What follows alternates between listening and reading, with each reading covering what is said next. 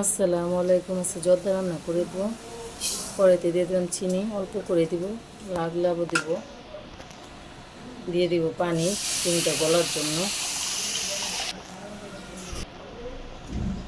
দারচিনি এলাচ দুটো লবঙ্গ দিচ্ছি, দিয়ে দিব অল্প পরিমাণ লবণ, কারণ আমি চালটা আগে সিদ্ধ করে নিচ্ছি অল্প লবণ দিয়া। চিনিটা গলে গেছে, এখন সিদ্ধ করা চালগুলো দিয়ে দেবো।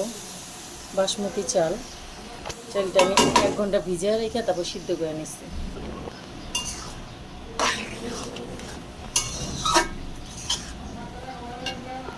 এখন দিয়ে দেব জর্দা রং,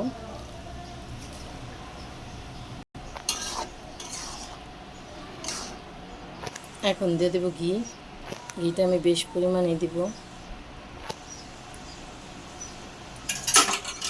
ঘিটা দিয়া কিছুক্ষণ দমে রাখবো। এই সুন্দর গান আসতেছে।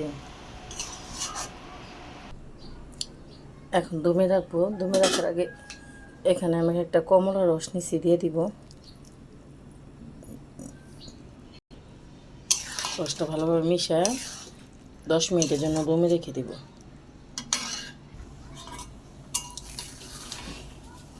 জর্দাটা হয়ে গেছে, এখন নামায় নিব।